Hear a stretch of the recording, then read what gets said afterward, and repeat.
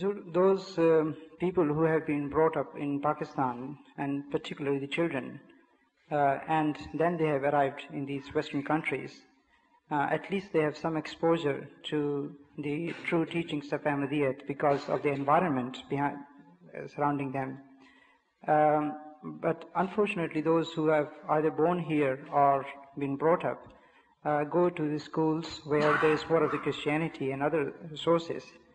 And the evidence of this comes about during the training class which we are holding in Glasgow for Atfal particularly, in the shape of some horrifying questions, some alarming questions which they raise. For example, why the Ghair Ahmadis are rich.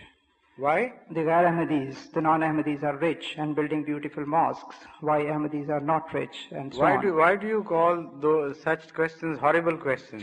Zur, in the sense that maybe any inquiry which springs from an innocent mind is not horrible at all. Hazur, it's only horrifying to us, maybe, not to them. They are innocent questions to them. You are horrified? Hazur, to an extent, because I Why? didn't know the answer. What? Maybe I didn't know the full answer to that. Many more questions, Hazur, well, like this. Answers are not difficult to give, but the question is, why did you have such reaction? This is what is worrying me. Hazur, you know, maybe questions should always be entertained normally, neutrally.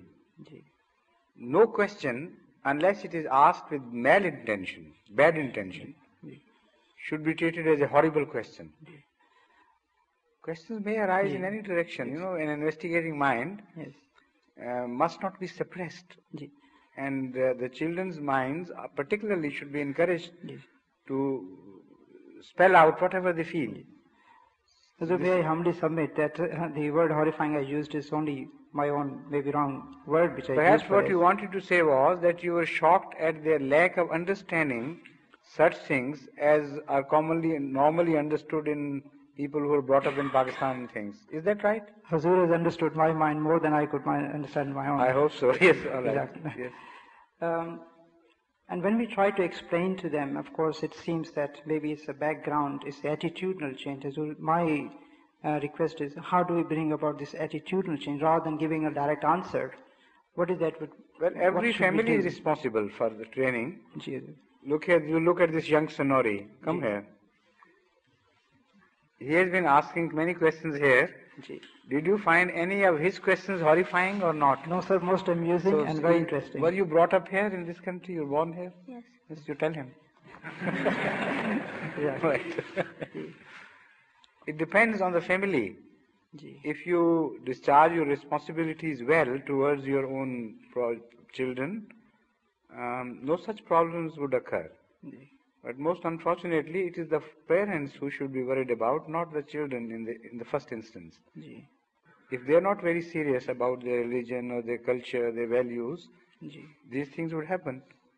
And these classes are held to complement their efforts. Sometimes they can put in some efforts, but not all. So to complement those efforts, such classes are held. So it's a continuous struggle, and I hope, inshallah, after participating in this class which you are referring to, they would come out to be, they would emerge as better children than before, inshallah. Yes.